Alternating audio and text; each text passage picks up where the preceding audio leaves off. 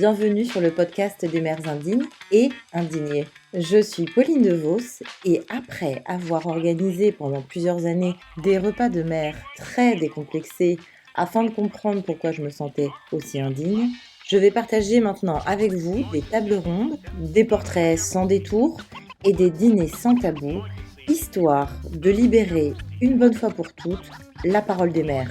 Alors pour cette première table ronde, nous avons choisi un sujet qui nous relie toutes et tous, un sujet central, un sujet tabou aussi, et bien trop méconnu, j'ai nommé le périnée. Bienvenue dans l'intime du périnée.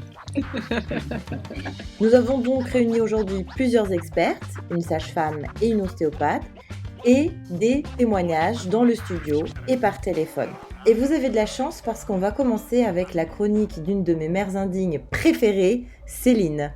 Alors le périnée, cette région anatomique située entre l'anus oriental et les parties génitales, forme le plancher des vaches de nos organes. Rien que ça. Mais sans celui qu'on appelait en ancien français l'entrefaisson, on se retrouverait avec sa vessie, son utérus et son rectum sur les genoux. Un voile de pudeur passe. En société, il est plus facile de plaisanter sur la dictature de Kim Jong-un que sur ses pets de fouf. Ah là là, le périnée. Mais en vrai, c'est un muscle comme les autres, le périnée. Pourquoi ne jouit-il pas de la même notoriété, du même engouement sportif et feel-good que ses confrères? La plupart du temps, on le snobe, on l'ignore, on ricane même nerveusement à son évocation. Il n'y en a que pour les biceps, abdos et quadriceps. Il n'y en a que pour ces muscles qui se voient, qui donnent l'image d'un corps fort, sain et jeune. C'est très patriarcal finalement de cantonner les muscles à leur seule démonstration de force physique et virile. Hé, le périnée, c'est ce truc de gonzesse là qu'on coupe pour faire passer les bébés durant l'accouchement. Mais enfin, Polo, pas que. C'est aussi le truc qui te permet de bien bander et de ne pas éjaculer précocement. Alors lâche tes haltères, tu te trompes de combat, mon lapin. Oui, l'homme est une femme comme les autres. Oui, nous avons tous un périnée. C'est d'ailleurs joli que ce soit un mot de genre masculin avec une terminaison au féminin. Moi et mon périnée, on va vivre toute notre vie ensemble.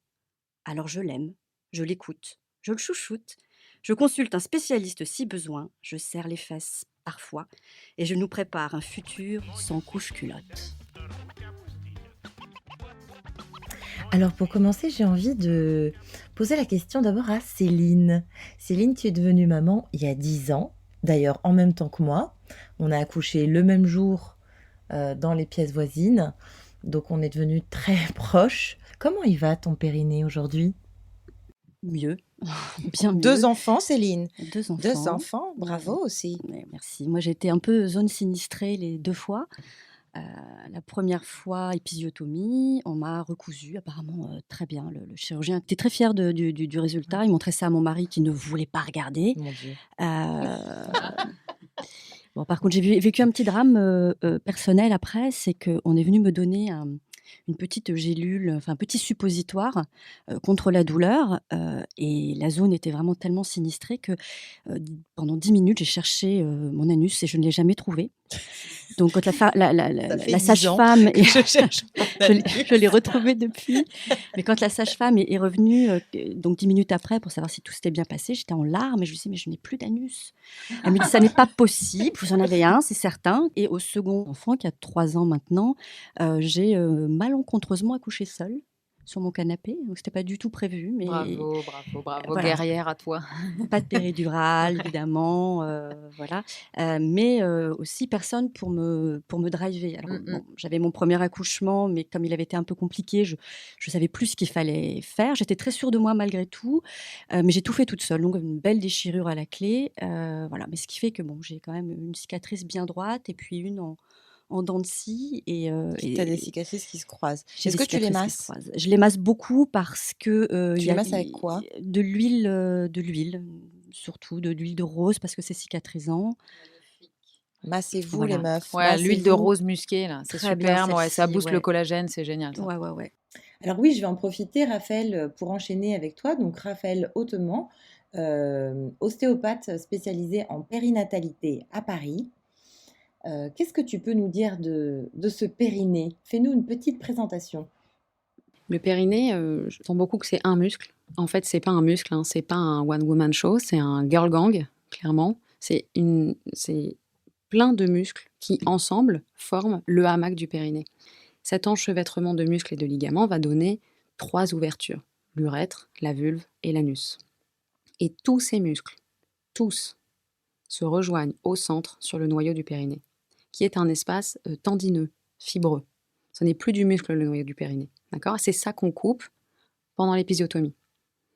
C'est pour ça que c'est compliqué aussi à cicatriser. C'est pour ça que le noyau et puis le muscle qui est à côté. Et c'est pour ça que c'est important vraiment de venir masser, rebrancher, reconnecter, etc. Ce périnée va servir à soutenir toute la charge organique. Il y a la vessie, par-dessus il y a l'utérus et par-dessus il y a tout l'intestin. D'accord ? Donc le système digestif est posé sur le système génital qui lui-même repose sur l'intégrité du périnée. Et c'est ce qui se passe dans la grossesse, dans les prises de poids rapides, etc. C'est qu'il y a quand même une charge et une masse qui pèsent sur ce périnée pendant plusieurs mois. Et c'est long. Et il y a un endroit où le périnée va, entre guillemets, débrancher au niveau neurologique pour permettre la sortie de nos chers petits, plus ou moins facilement. Le périnée, quand on regarde une femme allongée, les jambes écartées, en position gynéco. Le périnée, c'est un losange. Ce losange, on va le diviser en 4 cadrans. Donc, il y a un hémisphère nord, effectivement, qui contient l'urètre et la vulve, un hémisphère sud qui va contenir l'anus, mais on le divise encore en 4 cadrans. Donc, au nord, on a 2 parties, 2 provinces, et puis au sud, on a encore 2 provinces. Et en fait, dans les épisios, la plupart du temps, c'est le cadran inférieur droit qui va être sectionné, parce que tout simplement, la plupart des opérateurs sont droitiers, donc c'est ce cadran-là qui est sectionné. Et il va y avoir des mouvements d'installation et de gestion entre ce bassin dur, c'est-à-dire les iliaques, le coccyx, le sacrum, etc., et le bassin mou, le périnée, les organes, les ligaments à l'intérieur. Et il faut tout travailler. C'est pas juste une histoire de muscles qu'il faut serrer comme un malade régulièrement. Si le bassin est pas droit, si on croise les jambes toute la journée, qu'on emmène son bassin de travers, tout ça va générer une distension, une tension du périnée qui est pas adéquate. Et après, on peut faire toute la réduction qu'on veut par-dessus. Si on se met pas le bras bien droit, on peut essayer de muscler son biceps, il se passera pas grand-chose.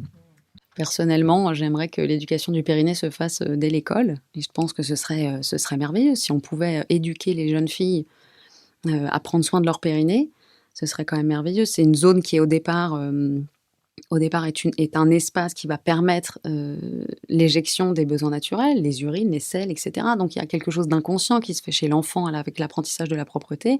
Il va apprendre à contrôler son périnée pour pas avoir de pertes, etc. Mais ça se fait relativement inconsciemment. Et puis ensuite, il y a l'adolescence, l'apparition des règles. Il faut que le périnée puisse s'ouvrir pour laisser l'écoulement. Mais tout ça se fait inconsciemment. Et la plupart du temps, ce périnée il va être contacté intimement pour la première fois lors de la sexualité, du démarrage de la sexualité. C'est-à-dire que c'est une zone qui nous appartient et que pour autant, dont on va laisser profondément la découverte à autrui. Alors, je vois que Mégane Verdier à la technique et Nora Gelton à la production réagissent. Donc, je vais en profiter, les filles, pour vous demander comment vous avez découvert votre périnée, vous. Nora, peut-être d'abord. Alors moi, j'ai découvert l'existence de mon périnée relativement récemment, à l'aune de l'histoire de ma vie. Je ne suis pas maman, mais je fais du yoga.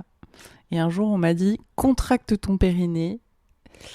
Et là, c'était le blanc, le vide total. Parce que souvent, les profs de yoga vous disent de contracter le périnée sans vous expliquer du tout où ça se trouve et à quoi ça sert. Donc si on vous dit « mula bandha », ça veut dire verrouiller votre périnée. Donc moula, ça veut dire sceller, joindre ensemble. Et bandha, c'est la zone du bas-ventre, quoi. On s'assoit tous les jours quand on est une femme. Et moi, personnellement, je me suis rendu compte que, par exemple, je ne m'asseyais pas bien du tout parce que je croise les jambes tout le temps. Et donc, j'écrase mon périnée. Et toi, Mégane, du coup ? C'est pareil que Nora, c'est pendant les cours de yoga. Quand le prof dit verrouillage du périnée avec un nom là, indien bizarre là. Et je me dis mais c'est quoi ça ? En fait je sais pas ce qu'il faut verrouiller. Et moi je me dis je sais que c'est vers ma vessie, donc en fait j'essaye de contracter mais c'est plus mes abdos. Et après pour le coup, bon là c'est plus dans ma sexualité, je sais très bien ce qu'il faut contracter. Et là je sais, et c'est comme ça que je sais que le périnée existe quoi. Si on se posait la question des périnées bien avant la question des grossesses, on pourrait vivre des sexualités qui sont vachement plus intéressantes en amont. La maternité, ça arrive après. Ноги соедините, руки опустите. Ноги соедините, руки опустите. Anna fait partie des adeptes des soirées merdiques, donc pour le coup, on la connaît un petit peu. Donc là, elle est à son deuxième enfant et elle a senti cette descente d'organes, qu'on appelle donc prolapsus, juste après, a priori, son deuxième accouchement. Donc on va l'appeler de ce pas pour avoir son témoignage. Tu nous entends, Anna ? Moi, je vous entends, ouais. Alors Anna, merci de participer à cet épisode pilote des mères indignes et indignées. Eh ben, écoute, merci à toi de me laisser la parole et de nous laisser la parole plus largement. C'est chouette. Bah alors raconte-nous un peu ce qui s'est passé Alors. suite à ton deuxième accouchement, donc. Ouais, donc je vous raconte et puis je te laisse rebondir si tu veux que je développe tel ou tel sujet. T'hésites pas à me couper, Pauline. D'accord. Du coup, moi, effectivement, donc petit témoignage et j'ai très très envie d'en parler. Il y a peut-être des mamans qui restent pudiques par rapport à ce genre de sujet. Moi, pas du tout. Au contraire, je pense qu'il faut vraiment en parler. Donc, j'accouche de mon deuxième petit bébé il y a de ça 11 mois, bientôt 1 an. Et puis, voilà, suite à l'accouchement, donc accouchement extrêmement rapide, j'accouche quasiment dans le camion des pompiers en 20 minutes, donc l'accouchement méga rapide. On m'avait prévenu que le deuxième était plus rapide, mais je ne m'attendais pas à ça en fait. Bref, tout se passe très bien, pas de péridurale du coup, j'ai eu très très mal, mais c'est allé très très vite et j'étais très très vite debout, donc très très contente. Jusque-là, tout va bien. Je rentre chez moi plus ou moins en pleine forme, et puis très très vite, je me rends compte qu'il y a un truc qui cloche, parce que simplement, c'est mon deuxième et que pour mon premier, ça ne m'a pas fait ça. Je me rends compte que quand je me mets debout, je sens un truc qui ne va pas entre mes jambes, quoi, qui ne devrait pas être là. Quand je prends ma douche, je sens un truc qui ne devrait pas être là. Et quand j'éternue, par exemple, j'ai l'impression que mon corps va complètement se vider de tout ce qu'il y a à l'intérieur. Excusez-moi pour les détails. Et puis, tu m'arrêtes si je vais trop loin. Non, vas-y. La parole est libre. Et puis, donc voilà, donc tout ça se passe très très vite parce que c'est la semaine suivant l'accouchement et c'est au moment où la sage-femme passe à la maison pour vérifier que le bébé prend du poids. Enfin, vous connaissez le sujet par cœur. Et donc, je lui dis très vite, ouais, il y a un truc qui va pas. Quand je prends ma douche, je sens une grosseur. Puis elle m'arrête tout de suite, elle me dit non, mais il faut surtout pas vous doucher comme ça. Voilà, donc en gros, elle me dit que je fais pas bien et qu'il faut surtout pas que je touche trop mes parties intimes parce que c'est pas le moment de le faire, etc. Mais je lui dis ouais, mais moi je sens qu'il y a un truc qui va pas, c'est mon deuxième, j'ai jamais ressenti ça. Donc sur ce, elle me dit je vais t'ausculter, je vais regarder. Donc elle m'allonge, elle me fait une auscultation somme toute normale, tout ce qu'il y a de plus normal. Et puis elle me dit que tout va bien. Bon, tout va bien. Elle me dit de patienter, effectivement, que je viens d'accoucher, que c'est normal, que le corps a subi un traumatisme et que ce que je vis là, c'est tout à fait normal. Donc sur ce, je laisse passer les semaines, je lui en reparle, elle me réausculte pas.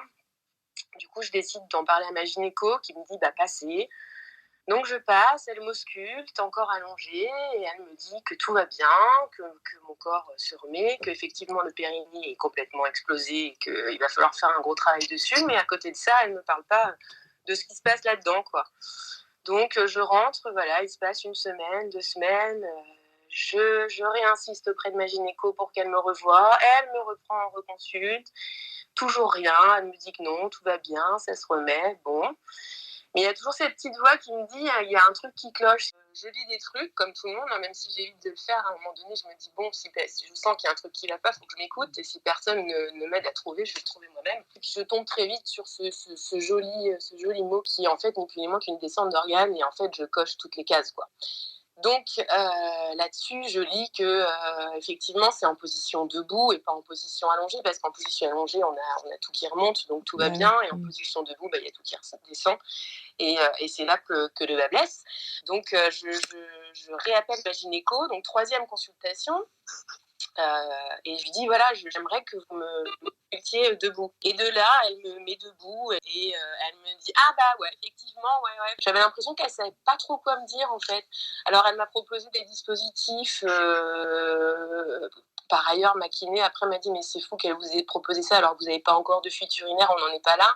Elle m'a proposé des dispositifs à mettre dans le vagin.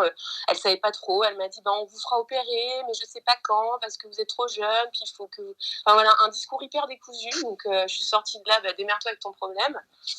Après, j'ai effectivement cherché une kiné qui était un peu spécialisée là-dedans, qui a été pleine de bons conseils, qui m'a fait une super éducation, avec notamment la méthode, c'est plus de Gasquet, je crois, voilà, donc beaucoup d'exercices que je fais maintenant au quotidien, et c'est des réflexes en fait tout le temps de respiration, voilà, d'engager mon périnée pour à peu près tout et n'importe quoi, que je tousse, que je soulève mon fils, que je soulève la poussette. Et cette personne, je la remercie parce qu'elle m'a pas menti. Elle m'a dit, voilà, ça se soigne pas, vous allez apprendre à vivre avec, il n'y a aucun danger pour vous, mais le jour où effectivement ça deviendra trop handicapant pour vous, il faudra songer à faire quelque chose, parce que simplement la respiration et l'entretien au quotidien, ça suffira pas sur le long terme, quoi. Effectivement, j'ai un périnée qui m'aurait peut-être mieux servi si j'avais su m'en servir avant, peut-être pas, peut-être aussi que la chose était inévitable et que malgré un entretien du périnée, ça aurait rien changé, je sais pas du tout, mais voilà, j'aurais bien aimé être mieux accompagnée là-dedans, comme d'hab. Et entendu. On vient toujours là. Et puis je me suis sentie hyper seule. Et puis, à 35 ans, dans un corps de vieille, parce que pour moi, c'était un truc qui touchait que les femmes âgées, alors que pas du tout. Il y en a plein, des femmes qui font ça, et jeunes. Et voilà, c'est pour ça qu'il faut en parler, puis il ne faut pas avoir honte, quoi. Enfin, voilà. Et Anna, comment aujourd'hui, comment tu te sens aujourd'hui?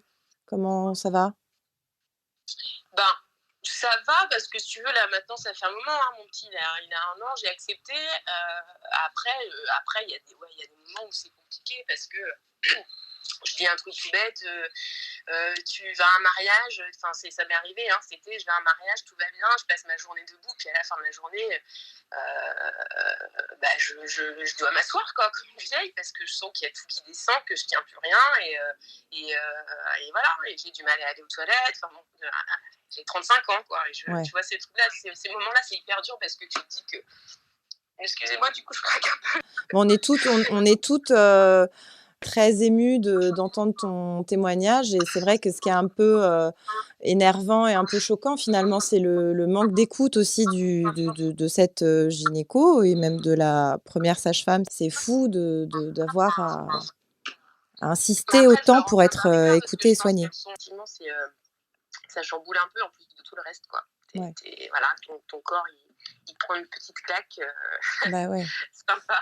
Alors, il y a une question ici de la part de Raphaël, qui est donc ostéopathe et qui est à nos côtés. Bonjour Anna, tu m'entends? Oui. Salut. Déjà, j'aimerais que tu puisses considérer les choses différemment, parce que c'est pas parce que tu aurais pu t'occuper de ton périnée différemment en amont que ça se serait pas arrivé. Ça n'a rien à voir. Et c'est important que tu le saches, parce que je pense que là, il n'est pas question d'avoir une culpa sur le sujet. C'est pas une histoire de périnée, en fait. C'est vraiment une histoire de naissance très rapide, et du fait que le col se dilate extrêmement vite, qu'il y a une pression hyper forte et hyper rapide sur tous les organes, et qu'il y a un moment donné où au niveau neuro, ça doit débrancher pour laisser passer le bébé très rapidement, et qu'ensuite, il y a un truc qui se rebranche pas. Mais ça n'a rien à voir avec le fait que tu n'aies pas entretenu correctement, ou je sais pas quoi, ton périnée en amont. Ça, c'est important, tu vois. Lâche ça, comme ça déjà, c'est réglé. Et puis, moi, ça me fait penser à un truc. C'est vrai que moi, je suis une soignante, mais ce que je dis aux patientes, aux femmes et tout, c'est que quand vous sentez que quelque chose, quand vous avez l'intime conviction que quelque chose cloche, consultez d'autres gens. Battez la campagne et trouvez des gens et posez des questions à droite, à gauche. Il faut le faire vraiment, parce qu'effectivement, ton témoignage montre bien qu'il peut y avoir un souci de diagnostic à un instant T, quoi. Moi, aujourd'hui, ce qui me fait peur, c'est de me dire comment va vieillir mon corps avec ça. Et aujourd'hui, je me dis que j'ai l'impression d'avoir un tête sur la sellette, et de me dire, ça va se passer plus vite que certainement d'autres femmes, et il va falloir que je prenne des décisions plutôt que d'autres. Et voilà. Aujourd'hui, j'ai du mal à me projeter, en fait, là-dedans. Ouais. Ouais, c'est normal, c'est normal. C'est normal. On a aussi une question de Marion que tu connais, des mères indignes. Non, moi, je voulais plutôt poser la question à Raphaël. Quand tu dis, genre, il faut essayer de consulter un maximum de gens pour avoir plusieurs avis, c'est difficile quand tu viens d'accoucher, tu vois, de te motiver à aller trouver différents spécialistes. C'est là où ce serait génial que les gens qui nous consultent, donc gynéco et sage-femme, un peu les deux métiers, soient moins dans l'ignorance par rapport à ce sujet, Ouais, en je sais fait. bien, je sais bien. C'est cette histoire d'errance médicale ou de difficultés diagnostiques, moi j'en entends tous les jours au cabinet et c'est vrai que c'est un souci, j'ai pas de solution. Stéphanie, tu nous entends? Oui, oui, je vous Stéphanie, entends, qui est oui. donc sage-femme, peut-être répondre à cette question de Marion et peut-être aussi réagir au témoignage de Anna. Alors oui, moi déjà je voulais dire j'étais tout à fait d'accord avec Raphaël, il n'y a aucune culpabilité à avoir et qu'effectivement un accouchement rapide, on sait pertinemment qu'il y a un sur-risque de prolapsus. C'est vrai qu'elle est jeune comme ça, c'est pas si fréquent que ça d'avoir un vrai prolapsus aussi immédiat malgré tout. Et effectivement aussi c'est difficile quand on vient d'accoucher, quand on signale quelque chose à une personne en qui on a confiance et qu'on n'est pas forcément entendu. C'est pas évident de se dire je vais aller voir quelqu'un d'autre tout de suite.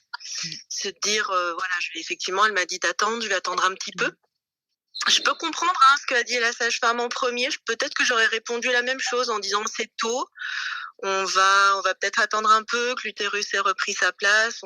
Mais devant la répétition des symptômes et les demandes à répétition de consultation, il y a eu un réel manque d'écoute qui est tout à fait dommageable.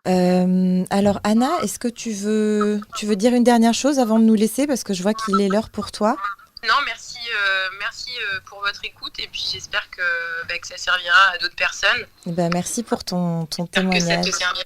Bisous, ciao. À bientôt. Donc on reste avec toi, Stéphanie.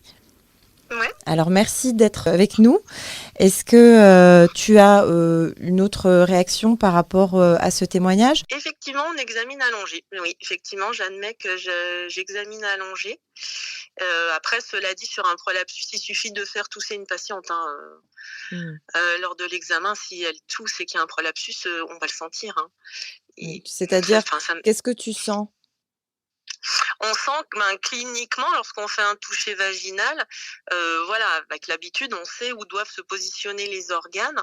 Et lors de la toux, on va se rendre compte tout de suite s'il y a une poussée sur le périnée qui entraîne une descente, soit de l'utérus, soit de la vessie, soit de l'urètre.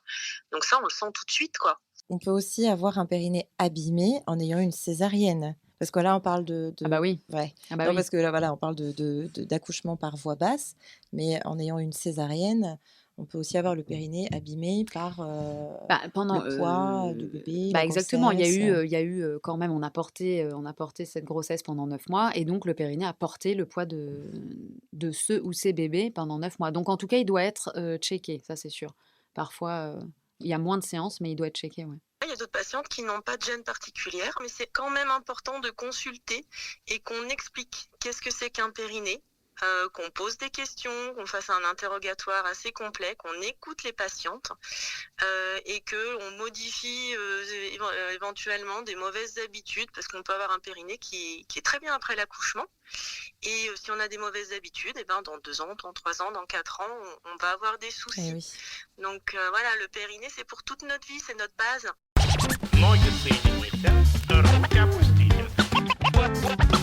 Ноги соедините, руки опустите. Alors, on peut faire ce qu'on appelle une rééducation. Alors, sur la plus classique, c'est avec un toucher vaginal et c'est beaucoup de visualisation. On va demander à la patiente d'imaginer qu'elle a envie de faire pipi, qu'il faut qu'elle retienne ses urines. Donc ça, il y a différentes méthodes et la méthode de Gasquet, elle est très très bien, effectivement, sur la respiration. Elle est très complète. Et on va dire que c'est la méthode de base. D'accord. Ensuite, on peut avoir une méthode avec des sondes, avec de l'électrostimulation. Ça peut être très bien, mais dans un second temps, on ne peut pas mettre une sonde sans avoir jamais examiné une patiente. C'est pas possible. Ça existe encore dans les récits qu'on a entendus dans l'établi de mère indigne. La sonde insérée dans le vagin et puis il faut contracter. Et voilà. Et voilà, et Mmh. pendant une demi-heure, vous êtes toute seule et on part et je reviens après. Ouais. En fait, la sonde, elle enregistre une contraction. Donc on peut finir par être super musclé du sphincter anal. Bon, globalement, c'est cool, mais Tu es en fait, musclé du cul. déjà. c'est ça. Ouais. C'est ça. Donc tu es super musclé du cul, mais ton périnée antérieur, il n'a pas bossé. Mmh. Mais tu te rends pas compte puisque tu viens contracter. Oui. Toi, donc ça t'enregistre une contraction. Je pense aussi que ce moment de rééducation du périnée, c'est un moment où la femme va penser à elle. Pendant toute la période de la grossesse, on est vraiment entouré, voilà, on a des rendez-vous obligatoires, on est vraiment chouchouté presque. Et quand le bébé naît, c'est vrai que Un peu abandonné. oui, un petit Mmh. peu. Enfin, moi, j'ai ressenti ça, Ouais. une sorte de solitude où j'existais plus vraiment. Ma belle famille regardait le bébé, moi-même, je regardais le bébé.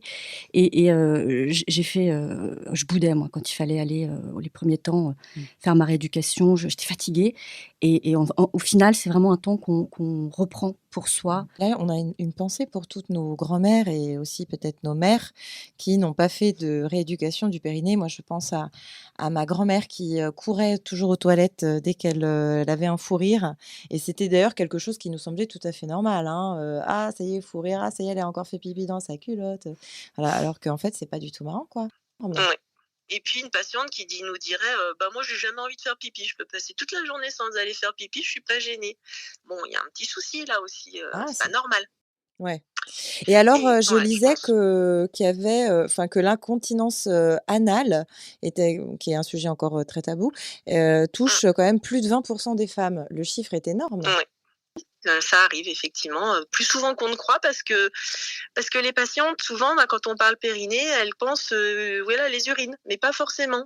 Des fois, c'est des choses un peu plus subtiles, mais après il y a des choses aussi, des patientes qui nous disent: «Oui, bah, chaque fois que je rigole, je me fais pipi dessus, mais comme tout le monde». Bah non, en fait. Voilà, c'est ça. Ouais, Ou quand tu bah, arrives devant chez toi avec ta clé qui veut pas rentrer. ouais, le syndrome du paillasson, je crois que ça Mmh. s'appelle. Quand même un message pour toutes les femmes qui l'été font du trampoline dans le jardin avec leurs filles. C'est normal de se faire pipi dessus.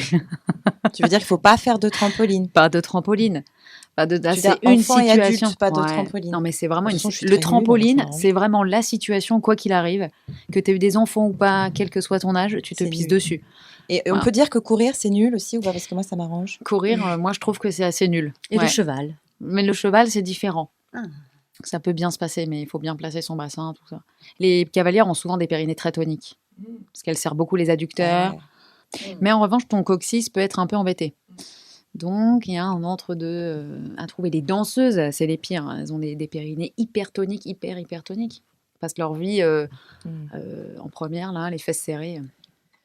Pas juste une histoire de muscles qu'il faut serrer comme un malade régulièrement. Si le bassin est pas droit, si on croise les jambes toute la journée, qu'on emmène son bassin de travers, tout ça va générer une distension, une tension du périnée qui n'est pas adéquate. Selon moi, le top du top, c'est de s'asseoir sur un ballon, les jambes parfaitement écartées. On va aussi lever ce diktat des jambes croisées, des jambes qui doivent être fermées chez les femmes. On a tous entendu ça. Ferme les jambes, ferme les jambes. Et bien c'est fini, on s'assoit comme des cow-boys. Ноги соедините, руки опустите. Ноги соедините, руки опустите. Est-ce qu'il y a des symptômes de dérèglement, ou je sais pas comment on peut dire, du périnée, qui sont pas évidents? Alors au niveau sexuel, toute patiente qui nous dirait: «Bah oui, lors d'un rapport, je sens rien». Soit j'ai de mal, soit j'ai très, très mal, soit je sens rien. Ça fait aussi, partie des signes qui doivent nous dire, peut-être qu'au niveau du périnée, alors le périnée, ça peut être des soucis neurologiques ou des soucis purement musculaires. Il y a les 2 problématiques. Mais ça, c'est à nous, de faire la différence. Mais oui, la question est aussi à poser. Avez-vous repris les rapports? Alors c'est vrai que suite à un accouchement, des fois, il n'y a pas de reprise de rapport quand nous, on voit les patientes.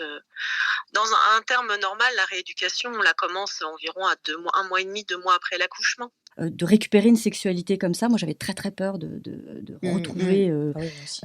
charnellement mon époux. C'est vrai que ça fait peur de faire rentrer ou sortir quoi que ce soit de son périnée après un accouchement.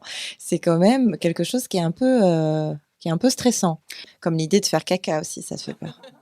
Un peu. Quand tu viens d'accoucher. Ouais, pour T'as toutes les peur raisons. de faire caca? Mais de toute façon, il y a une pesanteur après l'accouchement qui est effectivement naturelle, mais qui doit pas se poursuivre dans le temps. La sexualité, bon, c'est pareil, c'est un sujet en ce moment qui ressort beaucoup, mais cette sexualité de pénétration unique, là, elle est fatigante pour tout le monde parce qu'elle crée des peurs, elle crée des angoisses, elle crée des trucs, et notamment après les accouchements. Et en fait, il faudrait qu'on soit capable, nous femmes, d'être capable de dire à nos chers et tendres, quels qu'ils soient d'ailleurs, que la sexualité de pénétration nous fait peur, mais qu'on peut repasser par une sexualité externe. Je veux dire, il y a 1000 façons d'avoir une sexualité et c'est comme si ça n'existait pas. Moi, toutes les patientes me disent, mais j'ai hyper mal à la pénétration, j'ai hyper peur de la pénétration.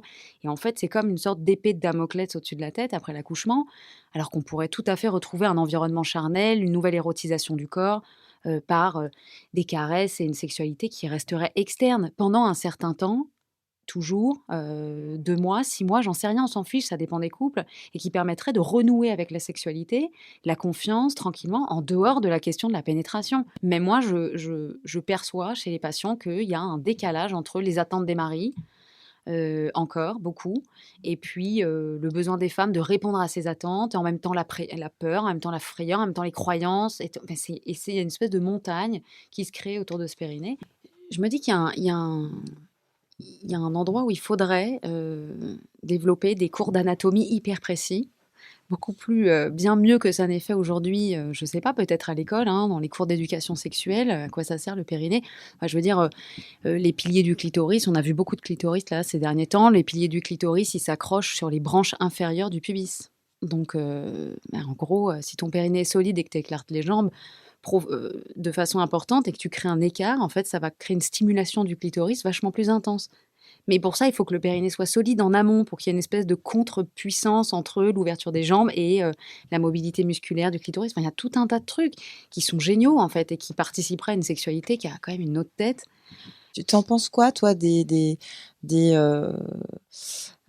solutions autonomes qui existent? Donc, il en existe plein de différentes pour stimuler son périnée, notamment l'œuf de Yoni.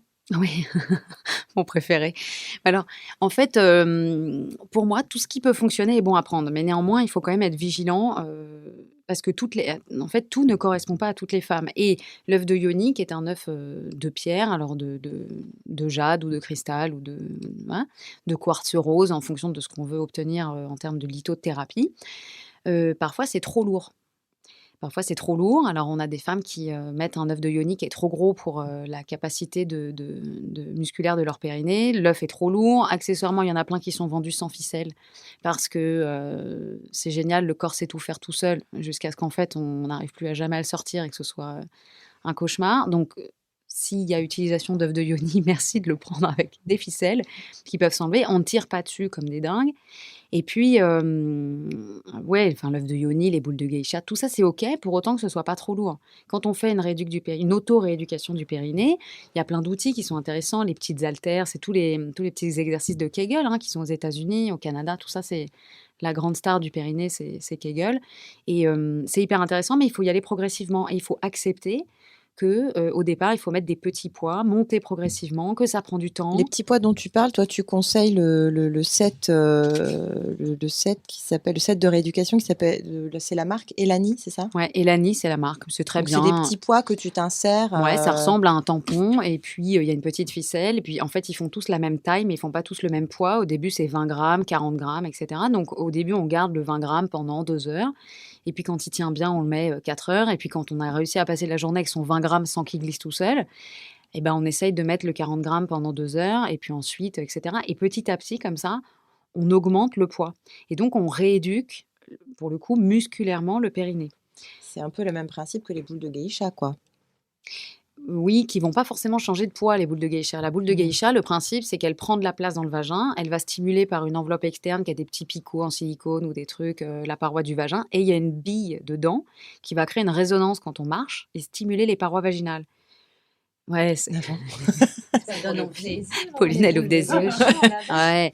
Non, c'est pas pour le plaisir, les boules de geisha. Bah, en fait, à la base, ça sert à remuscler et périnée et redensifier, enfin retonifier la paroi vaginale pour avoir plus de plaisir lors de la sexualité. Mais effectivement, en partant du principe que la face postérieure du clitoris se trouve face antérieure du vagin et que donc elle peut être stimulée par la présence de la boule de geisha et donc provoquer des orgasmes. Alors Ça, ça, c'est il un paraît que piège. les geishas, elles savaient contracter le fond du vagin, le milieu du vagin et l'entrée du vagin, Ouais. et que du coup, ça faisait une succion, qu'elles pouvaient poser leur sexe sur le sexe de l'homme, et froup, La valise. l'avaler avec leur vagin et même le contracter tellement fort qu'elles pouvaient tordre une bite. Quand ils étaient passage. C'est un métier. Hein. Oui, et non, mais c'est pour ça que les hommes respectaient beaucoup les geishas parce qu'elles étaient capables de leur tordre la bite. Du coup, les mecs, ils restaient cool quand même. Parce que s'ils étaient sages, elle l'avalaient avec son vagin. Ça, c'est quand même très fort. Moi, j'ai essayé beaucoup de faire ça. Je dois reconnaître que ça.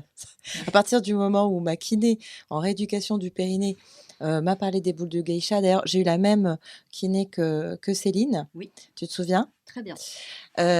Toi aussi, elle t'a parlé beaucoup des boules de geisha? Oui, beaucoup aussi. Elle a voulu te les Oui, vendre aussi. Elle était un peu euh, dileuse. Dileuse de boules de geisha.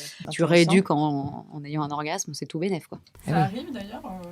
Alors là, franchement, je pense pas du tout que tu puisses avoir un orgasme en rééduquant ton périnée avec la sage-femme. Je Le pense problème, pas. c'est que souvent, quand tu vas en rééduque du périnée, t'as encore ton bébé T'es au bout de avec ta vie, toi, en fait. Ouais, c'est ça. C'est sur ton bébé dans le berceau qui qui est pleure à dans le côté, T'as qui ton bébé t'empêche au d'à de... côté de la sein. kiné ou de la sage-femme et qui pleure et toi, t'es là. Je reste concentrée sur mes exercices. Ouais, cette histoire de faire passer de faire passer un bébé par son périnée et puis ensuite de revenir à une sexualité, c'est chaud quand même. Il y a aussi toute une dimension symbolique. Il y a tout un truc qui vient de se passer, c'est-à-dire qu'on a changé de dimension. On est passé dans un espace de la maternité. Tout ça, ça doit aussi être bossé tranquillement. S'amuser. Oui. Il faut prendre du plaisir. Il faut enchaîner les matchs les uns derrière les autres. L'important, c'est les 3 points. Ok? Ноги соедините, руки опустите.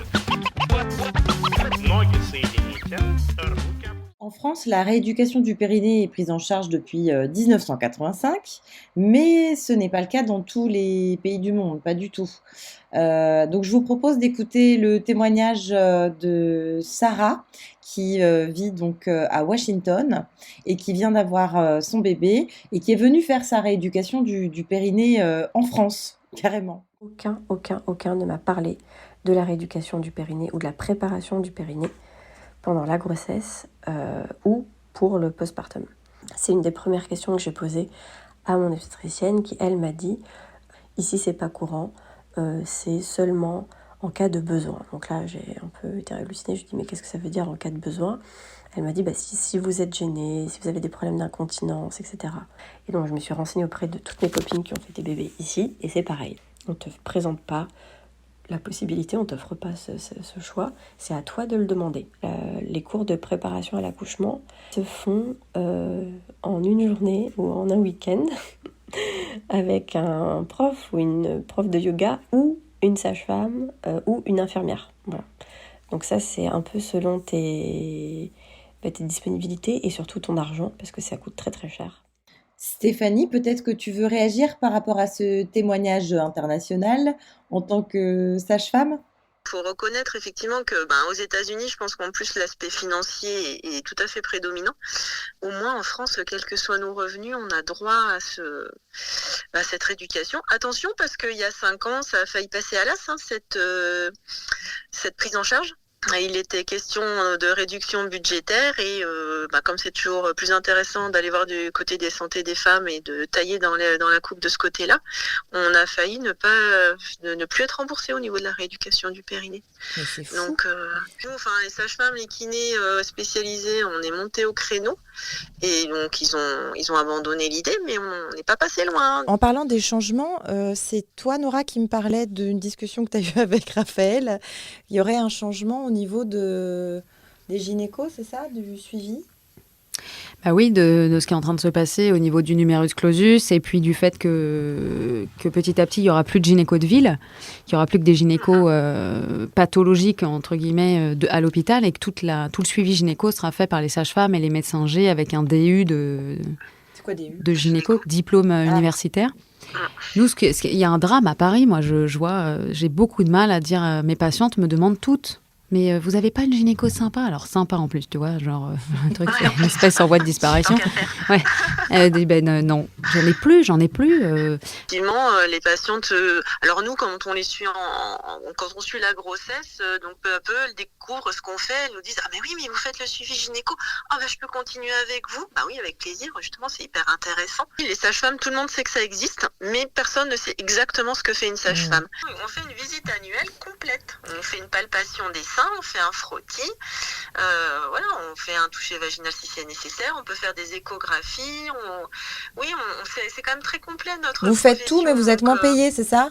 C'est ça. Voilà, par contre, c'est le souci du moment, effectivement, Alors, c'est pour ça que parfois, on entend, mais c'est une médecine au rabais. Oui, parce qu'on coûte moins cher, effectivement, à la sécurité sociale et aux femmes. Alors que non, oui, on coûte moins cher, mais on Mais alors, qu'est-ce que vous pouvez pas faire, les sages-femmes? Nous, notre job, c'est le dépistage et pas le traitement. Ce qui est un petit peu étrange, c'est que, par exemple, une infection urinaire, une cystite, on peut la traiter si c'est une femme enceinte, mais hors grossesse, on ne peut pas le traiter. Mais quand tu dis tu peux pas parce que t'as pas le droit. Parce qu'on n'a pas le droit de prescription hors grossesse. Enfin, pour une infection urinaire, on peut pendant la grossesse, on peut pas hors grossesse.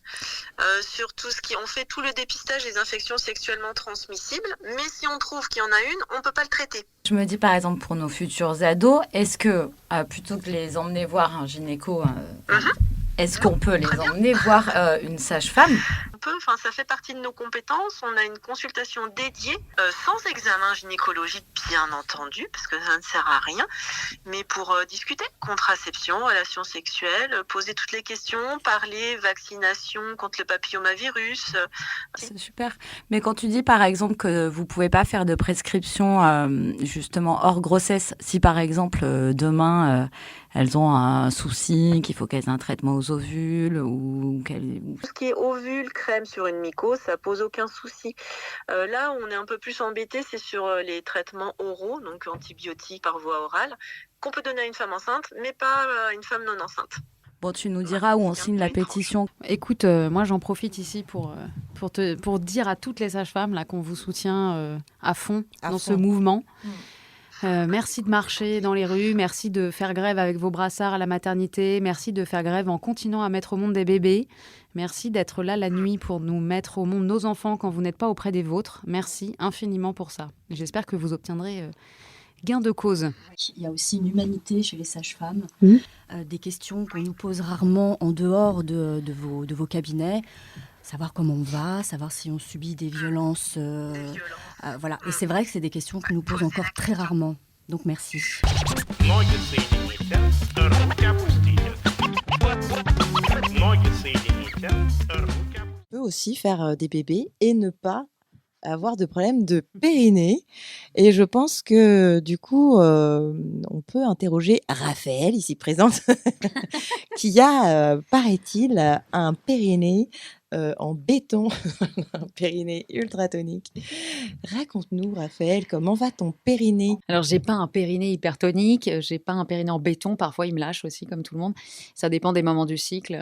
Faut savoir que le périnée, il est soumis quand même aux injonctions hormonales. Donc, au moment de l'ovulation, il faut que les tissus soient plus mous pour laisser monter les spermatozoïdes. Et puis, au moment des règles, il faut que les tissus soient plus mous pour laisser s'écouler le sang des règles. Donc, tout est plus mou, plus souple, plus lâche. Donc, souvent, il y a une petite mobilité différente et on sent qu'il y a une faiblesse du périnée à ces moments-là du cycle. Du coup, il faudrait aller courir. Ça fait beaucoup de moments quand même. Ça fait beaucoup de moments. Ça fait au moins 2 moments dans le. Voilà. Et donc, il faudrait faire du yoga à ce moment-là. Et celles qui font de la course à pied, surtout, ne pas aller courir dans ces moments-là parce que le périnée est encore plus fragile qu'avant. Il y a une hyperlaxité ligamentaire qui se fait. Mais mon périnée va bien, puisque j'ai eu l'immense chance d'accoucher de façon physio, sans péridurale, de pouvoir contrôler, c'est un grand mot, hein, parce qu'à la fin, j'étais quand même un animal en PLS, donc faut contrôler, je crois que c'est le petit trip marketing d'après, mais en vrai, le jour J, voilà. Si mon mari m'écoute un jour, il rigolera bien. Et, parce que lui se souvient. Lui se souvient de l'animal. Clairement. De l'animal fou furieux. Mais j'ai eu surtout la chance d'être accompagnée par une équipe avec une gynécologue et un sage-femme, et d'être accompagnée toute ma grossesse et l'accouchement, ils étaient là. Je me souviens d'une première consultation, elle me dit, bon, c'est quoi ton projet de naissance? Il y a toujours un projet de naissance. Et je lui dis, moi, je veux pas de périnée complet. Périnée complet, c'est quand ça déchire de haut en bas. Mon Dieu. Et je lui dis, franchement, si à un moment ça part en couille, qu'on voit que ça va, machin, on part au bloc. Moi, je préfère, je suis OK avec ça, je préfère une César qu'un périnée complet. Elle me regarde, elle rigole, elle me dit, ouais, je comprends. Bon, c'est un beau projet de naissance. Et en fait, ils m'ont accompagnée et elle m'a dit, il va se passer un truc pendant l'accouchement. Il y a un moment où tu vas devoir pousser, il y a un moment où tu vas devoir t'arrêter et je vais te dire stop et je vais te dire et tu vas devoir m'écouter, mais tu auras envie de pousser et je vais te dire stop. Et comme tu n'entendras pas parce que tu seras dans ta douleur, je te dirai plus fort, stop, encore. Et c'est ce qui s'est passé en fait. Et elle me dit cette manière d'avoir des phases de latence entre la poussée et l'attente, etc., permet tranquillement la distension des tissus. Il n'y a pas que le col de l'utérus, c'est aussi le passage du périnée, justement sans avoir un effet boulet de canon, bébé boulet de canon, ou sans pousser trop fort. Et mon bébé et moi avons réussi cette traversée-là comme ça, et mon périnée... Franchement, bravo, parce qu'en plus, accouchement sans péridurale, c'est beau gosse. Et avec un périnée intact, c'est ultra, ultra beau gosse. Mais j'ai dû rééduquer après. Attends, c'est pas parce qu'il est intact à la sortie, il a quand même fait le taf de débrancher ses câblages électriques pour se dilater et laisser passer un bébé. Donc après, il faut rebrancher. Marion, toi, tu as 2 enfants. J'ai 2 enfants à 6 ans d'intervalle. Donc, tu as le temps d'oublier en fait que ton périnée a souffert. Voilà. Et puis tu y retournes naïvement. C'est vrai qu'heureusement qu'on oublie. Oui, heureusement qu'on oublie. Non, écoute, moi, j'ai pas eu d'histoire dramatique avec mon périnée. Je pense que, pareil, j'ai été bien entourée avant, pendant et après. J'ai eu un accouchement très long, donc je pense que mon périnée, il a eu le temps. C'est l'avantage. C'est long, mais ça vaut le coup. Mais après, c'est long quand même. Tu t'assois sur une bouée, enfin, pas tous, mais moi, je sais que j'ai dû m'asseoir sur une bouée pendant un petit moment. Une petite bouée d'enfant, tu vois. Le trou au milieu. Non, effectivement, il faut faire attention aux fuites urinaires, aux fous rires, à tout ça, mais on s'y remet vite. Après, tu sais, t'as une petite voix en plus dans ta tête de la sage-femme qui te dit « Quand vous attendez le bus, serre les fesses !» Ноги соедините, руки опустите. Ноги соедините, руки опустите. On va terminer ce podcast en serrant les fesses, donc. Et si vous n'avez toujours pas compris où se situe votre périnée, nous vous offrons en bonus l'exploration auditive et sensorielle de Raphaël Hautement, notre ostéo préféré. Un grand merci à Raphaël Hautement, ostéopathe, Stéphanie Gaillard, sage-femme, Marion, Céline, Sarah et Anna, les mères indignes témoignant dans cet épisode. Un big up pour la chronique de Céline, un cœur avec les doigts pour Nora Gelton à la production et Mégane Verdier à la technique. Merci à la Cité Audacieuse de nous accueillir pour cet enregistrement. Merci à Lorraine Bastide de La Poudre et la Fondation des Femmes de nous aider à donner la parole à toutes les femmes, même celles qui se sentent indignes. Merci pour votre écoute et surtout, restez indignes et indignés. Je peux te dire qu'on va se faire un char d'eau après ça. Je ne pense qu'à ça. C'est mon objectif. Impeccable. J'ai des trucs à dire là-dessus. Pourquoi vous n'avez pas allaité ? Je voulais boire.